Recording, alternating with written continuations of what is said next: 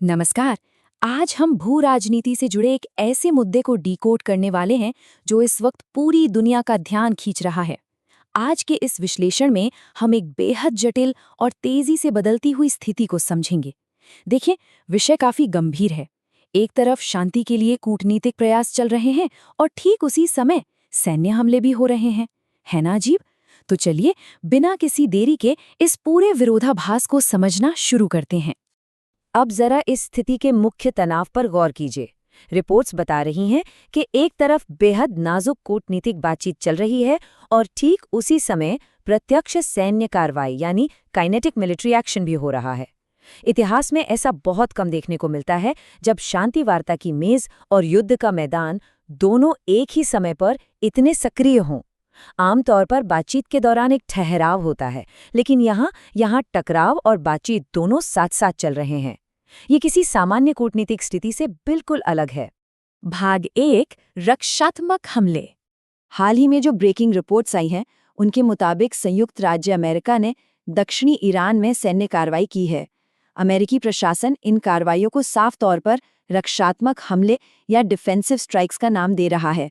तो ये कोई अचानक हुई घटना नहीं है, बल्कि एक सोची समझी प्रतिक्रिया है। आप सोच रहे होंगे कि आखिर निशाना किसे बनाया गया। तो चलिए लक्ष्यों की बात करते हैं। बीबीसी न्यूज की रिपोर्ट के अनुसार मुख्य रूप से मिसाइल लॉन्च साइटों और ईरान के खदान बिछाने वाले जहाज़ों को निशाना बनाया गया है। इसके अलावा बंदर अब्बास नाम के शहर में विस्फोटों की कुछ अनौपचारिक खबरें भी आ रही हैं। ध्यान देने वाली बात यह है कि बंदर अब्बास सामरिक रूप से बेहद महत्वपूर्ण है, क्योंकि ये हॉर्मुज़ जलडमरू मध्य के ठीक ऊपर मौजूद है। यही वजह है कि ये पूरा इलाका इस घटनाक्रम का केंद्र बन गया है। अब इस पूरी कहानी का सबसे विरोधाभासी पहलू देखिए। अमेरिकी सेंट्रल कमांड का कहना है कि इन हमलों का मेन मोटिव अमेरिकी बलों की रक्षा करना है। लेकिन सबसे हैरानी की बात क्या है, वो इसके साथ साथ वर्तमान युद्ध विराम समझौते को भी बचाए रखना चाहते हैं। जरा सोचिए, एक तरफ बमबारी हो रही है और दूसरी तरफ युद्ध विराम बचाने की बात की जा रही है। कूटनीति में ऐसा संतुलन बनाना कितना मुश्किल होता है, ये आप समझ ही सकते हैं। आइए इस पूरी स्थिति को एक टाइमलाइन के जरिए समझते हैं, ताकि पिक्चर और क्लियर हो जाए। देखिए, करीब 6 सप्ताह पहले एक बहुत ही नाजुक युद्ध विराम समझौता हुआ था, लेकिन तीसरे सप्ताह तक आते आते दोनों ही पक्षों की तरफ से इसके उल्लंघन की खबरें आने लगीं। और अब छठे सप्ताह में हम दक्षिणी ईरान में इन रक्षात्मक हमलों को देख रहे हैं। ये टाइमलाइन साफ दिखाती है कि जमीन पर हालात कितनी तेजी से बदल रहे हैं और ये युद्ध विराम असल में कितना कमजोर है। भाग 2, होर्मुज़ जलडमरू मध्य विवाद। इन सैन्य कार्रवाइयों के पीछे एक बहुत बड़ा आर्थिक और भौगोलिक कारण भी है। अमेरिका के रुख को स्पष्ट करते हुए विदेश मंत्री मार्को रूबियो ने बेहद कड़े शब्दों में कहा है कि जलडमरू मध्य को खुला रहना होगा। वे किसी न किसी तरह से खुले रहेंगे। हॉर्मुज़ जलडमरू मध्य पूरी दुनिया के नेविगेशन और तेल व्यापार के लिए सबसे अहम रास्तों में से एक है। अमेरिका का ये बयान साफ कर देता है कि वो इस रास्ते में कोई भी रुकावट बर्दाश्त नहीं करने वाले। इस जलडमरू मध्य विवाद की असली जड़ क्या है? वो है एक प्रस्तावित टोलिंग प्रणाली। अगर हम वैश्विक रुख को देखें तो अमेरिका, रूस और चीन जैसे देश इस टोल व्यवस्था का कड़ाई से विरोध कर रहे हैं। उनका मानना है कि ये पूरी तरह से गैर कानूनी और अस्वीकार्य है। वहीं दूसरी तरफ पूरी दुनिया में ईरान का शासन एकमात्र ऐसी इकाई है जो इस टोलिंग प्रणाली के पक्ष में है। यानी एक तरफ पूरी दुनिया की सर्वसम्मति है और दूसरी तरफ सिर्फ एक देश का अपना स्टैंड। भाग 3, कतर शांति वार्ता। चलिए अब सिक्के का दूसरा पहलू देखते हैं। एक तरफ जहां सैन्य तनाव अपने चरम पर है, वहीं कतर में पर्दे के पीछे कूटनीतिक प्रयास भी पूरी तेजी से चल रहे हैं। कतर के मध्यस्थ एक ऐसा मंच तैयार कर रहे हैं जहां ईरानी अधिकारी भी हिस्सा ले रहे हैं।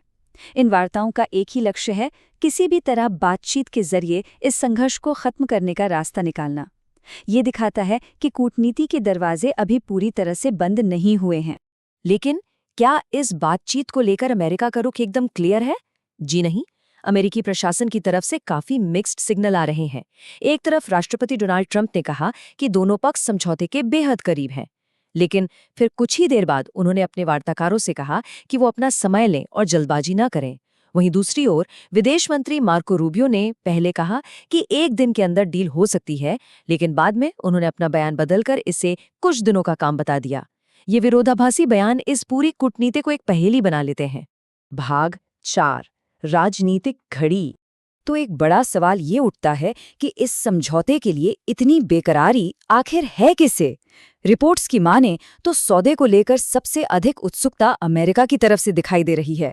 वॉशिंगटन की ये अधीरता साफ संकेत देती है कि वे जल्द से जल्द इस मामले का कोई समाधान चाहते हैं। लेकिन अंतर्राष्ट्रीय स्तर की इस जल्दबाजी के पीछे घरेलू कारण क्या हो सकता है? और इसका सीधा सा जवाब छिपा है इस नंबर में, 5। जी हाँ, केवल 5 मंथ्स। संयुक्त राज्य अमेरिका में अगले चुनावों में अब सिर्फ 5 महीने से भी कम का समय बचा है। ये राजनीतिक घड़ी बहुत तेजी से टिक टिक कर रही है और इसका सीधा असर वर्तमान प्रशासन के विदेशी फैसलों पर पड़ रहा है। रिपोर्ट्स बताती हैं कि इन आगामी चुनावों में मौजूदा रिपब्लिकन पार्टी का बहुमत खतरे में पड़ सकता है और अक्सर ये देखा गया है कि जब भी कोई सरकार घरेलू राजनीति में दबाव में होती है तो वो विदेश नीति के मोर्चे पर कोई बड़ी जीत हासिल करना चाहती है। शायद यही सबसे बड़ी वजह है कि अमेरिका इस शांति समझौते को जल्द से जल्द पूरा करने के लिए इतना जोर लगा रहा है। तो इस पूरे विश्लेषण के बाद हम अपने सबसे बड़े और अहम सवाल पर पहुंचते हैं। हालात असाधारण रूप से जटिल हैं। क्या ये हालिया रक्षात्मक हमले इस नाजुक युद्ध विराम को पूरी तरह से तोड़ देंगे? या फिर क्या ये हमले कतर में चल रही वार्ता पर भारी दबाव बनाकर एक तेज समझौते का रास्ता खोलेंगे? कूटनीति और सैन्य शक्ति का ये खेल आखिर किस करवट बैठेगा? ये एक ऐसा सवाल है जिसका जवाब आने वाला वक्त ही देगा। इस जटिल मुद्दे को हमारे साथ समझने के लिए आपका बहुत बहुत धन्यवाद।